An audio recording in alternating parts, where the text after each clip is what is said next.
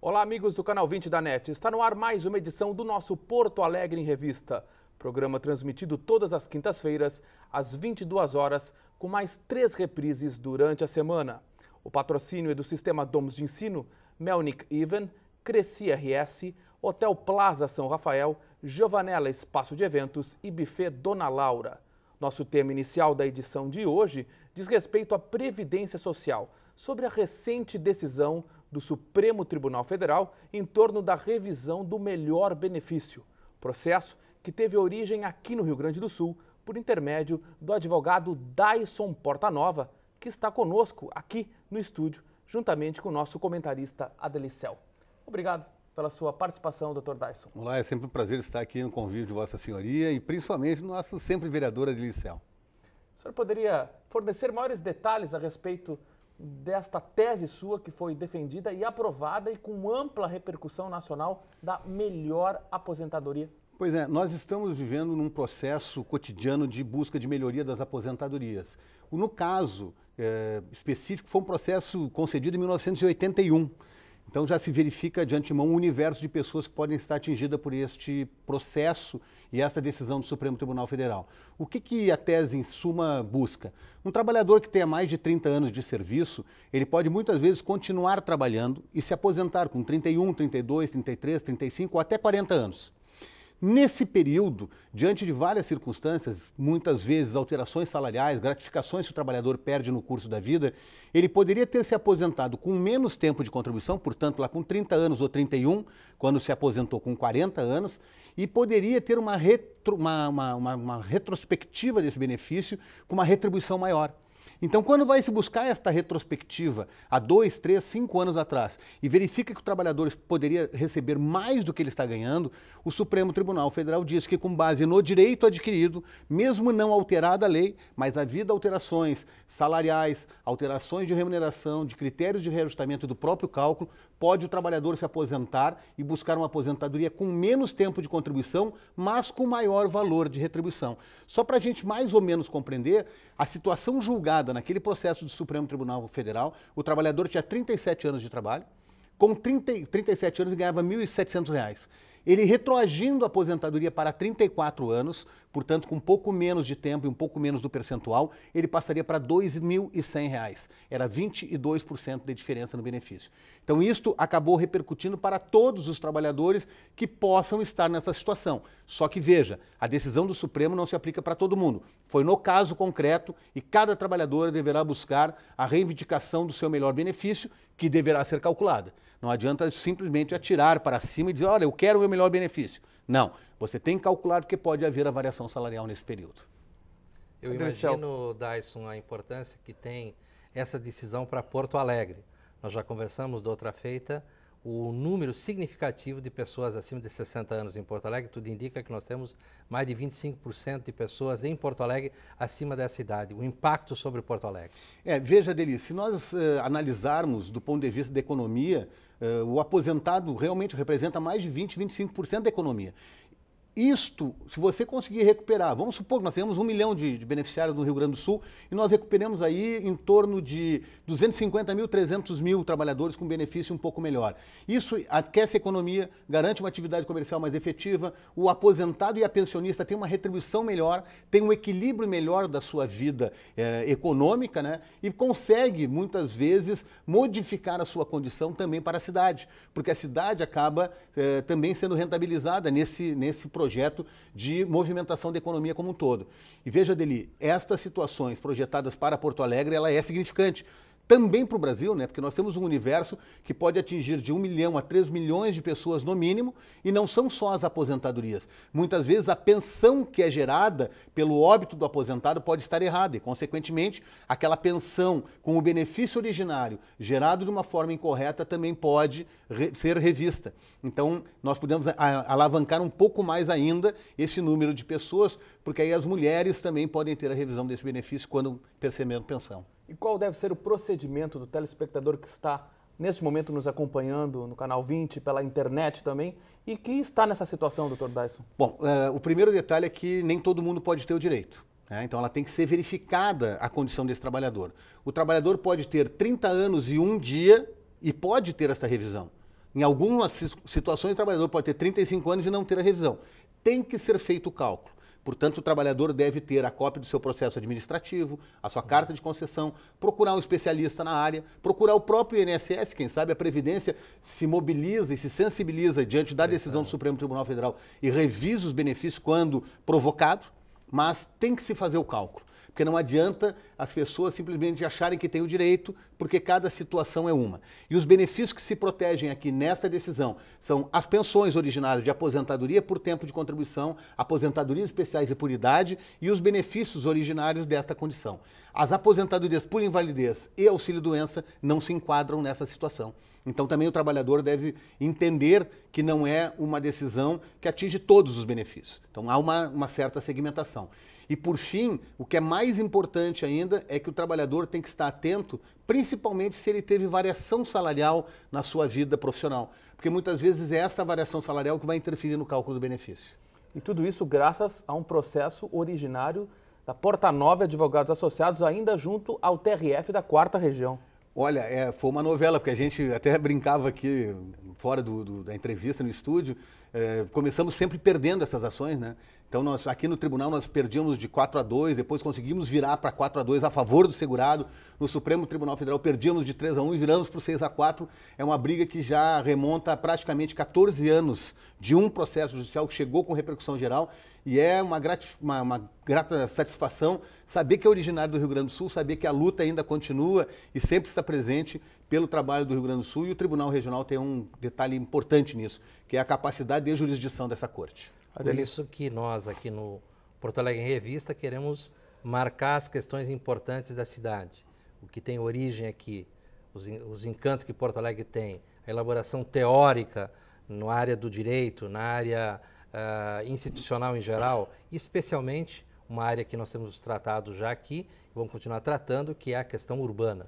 E também é uma coincidência muito feliz que você teve essa vitória pelo teu trabalho, etc e tal, e eu também, na semana passada ou retrasada, a Prefeitura finalmente fez com que aquilo que foi aprovado na Câmara, o idoso tenha um espaço nos ônibus que não seja mais preferencial. Agora é terminativo, que foi com base na lei que eu consegui aprovar na Câmara Municipal. E veja, Adelino, se permitir, só para até concluir, quando fala da questão teórica, o Rio Grande do Sul, Porto Alegre, com várias gestões, é muitas vezes precursor da matéria previdenciária. Nós tivemos em Porto Alegre a questão da precursoriedade com relação à união homoafetiva gerando pensão, a outros direitos que muitas vezes ficam inertes nos recantos do Brasil. Porto Alegre tem sido exemplo, o Rio Grande do Sul também, de um avanço social e da construção de uma sociedade melhor.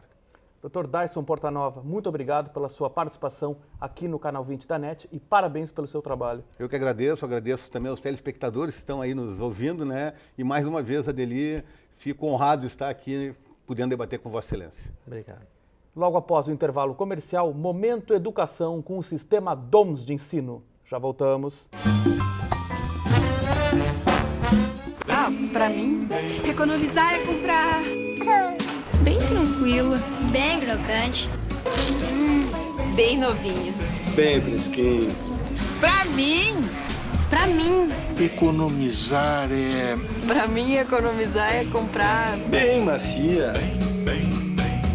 Bem bonita. Bem moderna. Bem assado. Bem fofinha. Bem divertida. Bem madura. Bem felpuda. Bem suculenta. Bem saboroso. Bem graúda. Pra mim, Economizar é comprar bem rapidinho. bem gelada. Bem quentinho. Bem pertinho. Economizar é comprar. Bem, pô. O Sistema DOMS de Ensino oferece um projeto de educação com qualidade, baseado na ética cristã. Nossa missão possui referenciais teóricos modernos. Os alunos das unidades dispõem de ampla estrutura com laboratório de informática e currículo bilíngue. Sistema DOMS de Ensino, Porto Alegre, Capão da Canoa, Tramandaí e Camaquã, Qualidade educativa com inovação e ética. Uma instituição que busca fortalecer, regularizar e defender os interesses dos corretores de imóveis e da sociedade. O Cresci RS há 50 anos realiza o credenciamento, fiscalização e capacitação dos corretores de imóveis no Rio Grande do Sul.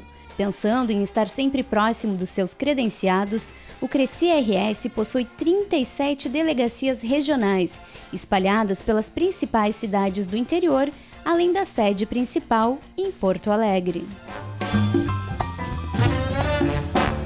Estamos de volta com Porto Alegre em Revista para Sistema Domus de Ensino, Melnik Ivan, Cresci RS, Giovanella, Espaço de Eventos, Hotel Plaza São Rafael e Buffet Dona Laura.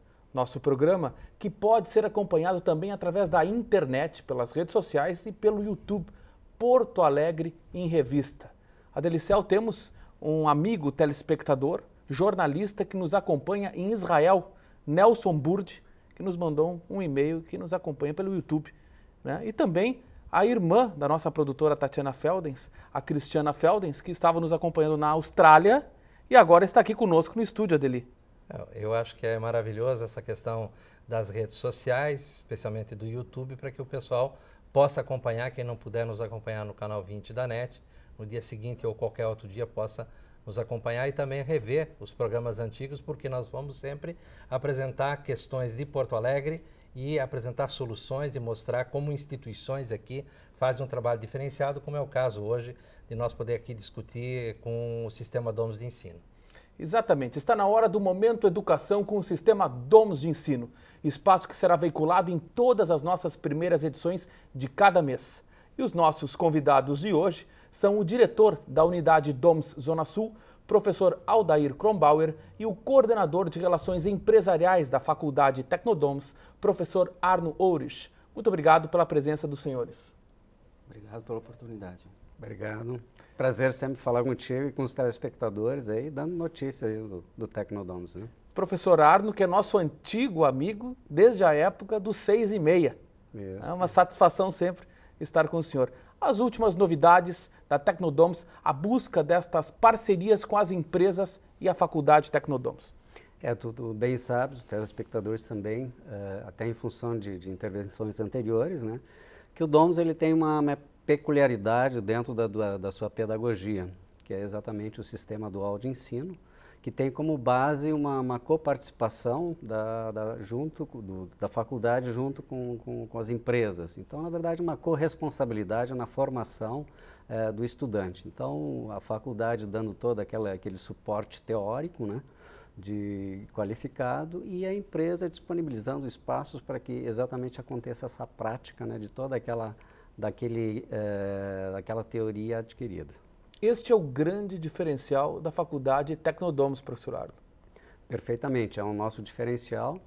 E em função disso, até dentro desse espectro, né, o papel do Relações Empresariais, que é o que eu exerço, exatamente fazer essas parcerias com empresas, sejam elas privadas ou órgãos públicos, né, instituições de recursos humanos, as intervenientes que o pessoal chama, né? E exatamente para propiciar essa parceria de um suporte técnico e financeiro também, muitas vezes, que é o caso, né? E também propiciar espaços, né, para que esses jovens, né, possam exercer a sua prática do que eles aprenderam na faculdade. Podemos dizer que hoje a iniciativa privada, os empresários têm se acordado para a necessidade de fazer a parceria com sistemas de educação. Perfeitamente, até em função dessa necessidade premente em termos de qualificação, né, eles estão vendo que eles saíram um pouco daquela passividade e estão indo em busca realmente tentando tirar esse passivo de qualificação, né? Então, a faculdade, e mais ainda uma faculdade com essa característica de levar a prática do ensinar a fazer, né, é um diferencial e uma forma do estudante também apreender, né, de uma forma mais rápida, né, a sua expertise, aquelas competências que ele deve desenvolver. Consegue vincular isso com a possibilidade da Copa do Mundo e outros eventos aqui em Porto Alegre, essa questão da busca de conhecimento e aperfeiçoamento técnico profissional? Sim, principalmente num dos cursos que é bem específico na parte da segurança privada, né? Até em função da Copa do Mundo, que tem essa característica de a segurança não pode ser pública, né? Ela tem que ser, em muitos aspectos, ela tem que ser a segurança privada. Então, os nossos cursos, né, principalmente o de segurança privada, ele já está focado na formação desse profissional, né, que vai ter na Copa do Mundo certamente um grande filão em termos de atuação. É sempre bom recordarmos os cursos que a Tecnodomus oferece. Hoje nós temos 5 cursos, sendo que 3 são da área de gestão, que é a gestão comercial, logística e segurança privada, que eu acabei de mencionar, e 2 na área de TI, que é a rede de computadores e sistemas para a internet. Ou seja, são cursos extremamente aderentes, né, à nossa necessidade de demanda, né, em termos de profissionais. Professor Arno, que permanece conosco aqui no estúdio. Nós vamos conversar agora com o professor Aldair, que é diretor da unidade Zona Sul do Sistema Domus de Ensino. Professor Aldair, como funciona este novo método do novo ensino médio, Pastor Domus? Maiores informações. Certo, esse projeto ele está baseado em 2 fundamentos. Um é o aspecto da formação acadêmica, né, que o Domus tem uma grande tradição, né, que se refere àquele conhecimento tradicional promovido na escola, né, que é o aprendizado da matemática, do português, enfim, os conteúdos necessários. Muitos conteúdos esses que são cobrados nos vestibulares mais tradicionais aqui do estado e fora dele também agora mais recentemente pelo Enem. Então esse é um aspecto que nós buscamos fortemente. E o aspecto realmente novo é a ideia de oportunizar ao aluno uma experiência no mundo do labor, que nós chamamos. Esse termo, mundo do labor, ele é um sinônimo de mundo do trabalho, mas optamos por usar esse termo para romper aquela ideia tradicional, principalmente que o jovem tem muitas vezes, a ideia do trabalho, que é algo estafante ou complicado, e transformamos isso na ideia do labor, que é de fato uma experiência de realização. O trabalho tem que ser uma das experiências de realização da pessoa. Então, trouxemos esse termo para o nosso projeto. Então, a ideia é de que os alunos tenham uma experiência no mercado de trabalho já no ensino médio. E como acontece a participação dos pais dos alunos neste processo? Bom, os pais são os nossos primeiros grandes parceiros, né? Nós temos a felicidade de termos, no conjunto de pais, inúmeros profissionais, as mais diversas áreas de atuação. Então, nós buscamos neles também parceiros para acolher esses nossos jovens. Então, os pais estão acolhendo muito bem a ideia, estão se colocando à disposição, né, de ser parceiros nesse projeto. São, regra geral, essas empresas parceiras que dão as condições de fazer esse labor para o estudantado do Domus? Sim, tem empresas, tem profissionais liberais, tem profissionais autônomos, então são as mais diversas possibilidades, né? Então se faz de fato uma relação formal, institucional entre esses parceiros, seja ele liberal, autônomo ou uma empresa constituída, assim como é mais ou menos uma experiência no estágio no ensino superior também. Só que o foco é um pouco diferente, né? O foco do nosso projeto do ensino médio é que o aluno tenha contato com uma futura profissão que ele de fato quer depois exercer. Para conhecer, esta é a ideia. Preparado para o mercado de trabalho já no ensino médio. A ideia é que o aluno tenha... bom, você sabe que o jovem, que o adolescente hoje, ele está, de certa forma, bastante intertido na internet, ou nos estudos, enfim, e muitas vezes essa realidade ela fica pouco palpável para ele. Então, um dos fundamentos do projeto é tornar a realidade, ou trazer a realidade mais próximo desse jovem. Um pouco de banho de realidade. É um banho de realidade, exatamente. Muitas vezes o jovem pensa, eu quero ser psicólogo, mas ele tem o referencial dele ou num psicólogo que ele viu na TV, ou talvez de alguém que ele ouviu falar, mas ele muitas vezes não sabe o que de fato é uma experiência de ser psicólogo também, no dia a dia, qual é a sua clientela, enfim. A ideia então é que ele tem esses experimentos profissionais, tanto é que incentivamos que ele experimente mais de um tipo de profissão, não só uma oportunidade. Auxiliando na orientação vocacional, exato, digamos assim. Um dos grandes fundamentos é esse também, auxiliar na orientação vocacional. No DOMS tem alguma pessoa, algum profissional da área para trabalhar essa questão vocacional ou isso é geral dentro do curso? Não, as unidades, elas têm profissional qualificado para isso. Existe uma equipe pedagógica, mas fundamentalmente é orientador educacional que trabalha essa questão vocacional, de orientação, de conversa, enfim, de orientação. A nível de centro, existe também no serviço de psicologia e todos os orientadores se encontram, né, e discutem as várias estratégias para fazer essa orientação mais eficazmente. A unidade Zona Sul do DOMS, que funciona no bairro Teresópolis, quantos alunos possui? Nós hoje estamos com 470 alunos. Né? E a estrutura física da unidade? Nós estamos num lugar bastante privilegiado hoje. Nós começamos um pouco mais ao sul ainda, na Cavalhada, no bairro Cavalhada, e lá ficou pequeno. A nossa unidade é uma unidade que cresce mais de 10% ao ano, então ela começou pequena e conseguimos um espaço no Teresópolis, um espaço bem importante historicamente até, que era do antigo Colégio Cruzeiro do Sul, né? Então, de fato, era uma escola bem estruturada, com salas de aula muito amplas, muito adequadas, um espaço... Prédio magnífico. Prédio magnífico, uma arquitetura impressionante. Então, nós estamos num espaço muito bom lá no Teresópolis. Se me permite, eu ia perguntar ao professor Arno, alguma tendência para a Zona Norte também, de expansão? Ouvi aí uma conversa, expansões por Lindóia... Na verdade, especulações são várias e perspectivas são várias também, né? E até nesse instante, vamos dizer assim, não vamos alertar os gansos, né? Vamos deixar as coisas acontecerem, mas realmente tem algumas perspectivas em vistas, né? E sendo estudadas. Sim, o DOMS sempre avançando, né? Essa Sem que é dúvida, não podemos parar, a grande verdade. Importante, professor Arno, nós recapitularmos um pouco da história da Tecnodoms. O senhor poderia fazer um breve resumo da Faculdade Tecnodoms? Tu nos acompanhaste desde o início, lá em 2008, começamos lá no Mesquita, né, na Escola Técnica Mesquita, vinculado ao Sindicato dos Metalúrgicos, né?